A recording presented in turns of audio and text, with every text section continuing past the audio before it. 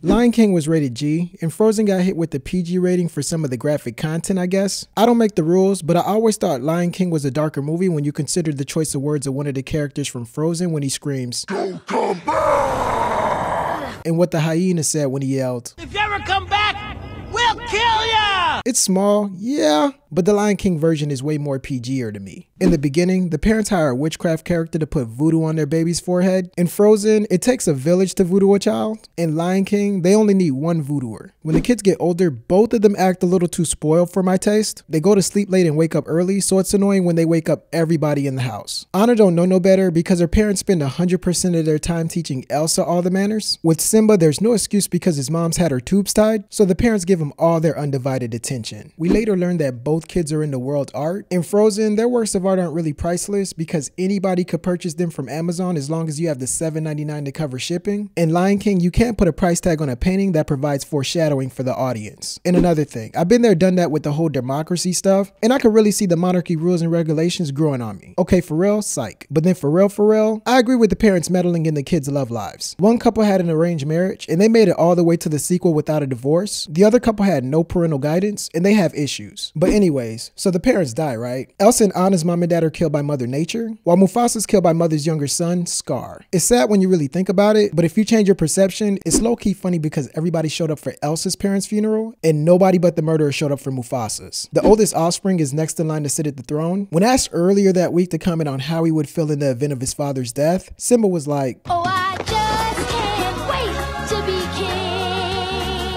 And Elsa don't even want those kind of problems. Regardless of their initial reactions, statistics show every year one Disney character loses a mother or father. In this case, he's gone but never forgotten, because a fun fact about Mufasa, he also played Darth Vader in the original trilogy and still remembers the Force Ghost technique, so he still gets visitation rights with his son after he dies. Sadly for Elsa, the Force isn't strong in her family. After that, one of the characters start blaming the new king or queen for something. The difference is, Frozen's 100% right when he does it, and Skaar is just playing mind games on Simba, so you can't trust anything that comes out of his mouth. It's probably just me, but I try not to blame people as much as I used to after I looked up the lyrics to What If God Was One of Us back in middle school. You never know when you could be blaming Jesus or somebody. Only reason I bring this up is because Elsa has some Jesus-like tendencies every once in a while, and with Simba, he seems like he's not letting Jesus take any kind of wills in Lion King, but it still doesn't hurt to play it safe. Back to the subject though, both the Royal Highnesses run forest runs away from their kingdoms. The only person left to be in charge are the guys that are power hungry. Difference is, on the surface, Hans looks like a golden boy, so I would have felt for his evil plan too. In the other movie, Skaar has Whoopi Goldberg lips and looks high during the entire presentation, and it's hard for me to take a political leader serious if it looks like they have impaired judgment. To be fair, Simba's eyes are red throughout the movie, and he's probably high too, so Pride Rock was stuck regardless of any direction they would have taken. When the alleged king and queen get into the wilderness, you worry about Simba because it doesn't look like he's gonna make it on his own, but thankfully he finds help to feed, shelter, and care for him. Elsa got this Hermione Granger thing going on and pays her own bills, buys her own food, builds her own property, and knits her own clothes. After they both sing a song on how they don't give a F word, the movie cuts to a part where some of the main characters are lying in the grass looking up at the sky. The difference is this is how they spend their nights, and over here, this is how they spend their afternoons. Afterwards, these same characters are confronted by a wild beast and nearly donate their lives. But in Frozen, they solve their problems by jumping off of a cliff, and in Lion King, Simba booty calls the beast to put an end to this fiasco. Later on, an old acquaintance tries to convince the Royal Highness character to go back and fix their hometown. Simba gets pissed and he's all like, "Nah, bruh," which breaks the old acquaintance's heart. Elsa breaks her old acquaintance's heart too, but in the kind of way that you could catch an assault charge. Simba changes his mind and runs back home as fast as he can after Rafiki makes a cameo and gives him some great advice. Elsa changes her mind too after the bad guys give her some good advice, but the kind of advice they give her is illegal if you don't have a permit. Nonetheless, when they return, Simba notices his hometown is depleted of all of its resources. Since the #1 export in Elsa's hometown is ice, technically the place is better off than she left it. Now fast forward to some action. The evil substitute king is about to hit the queen. On one side, Skaar,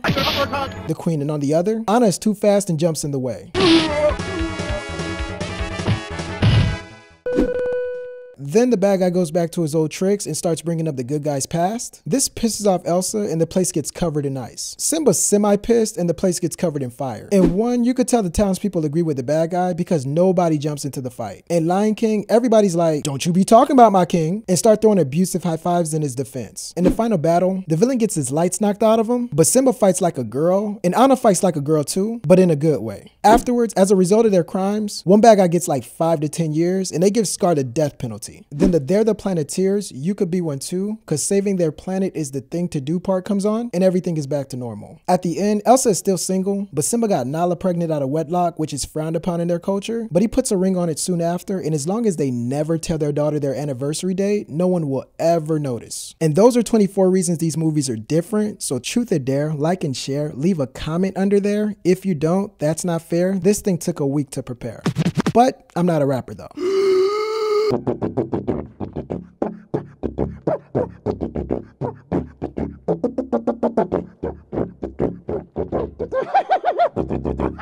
Best elevator music I've ever heard.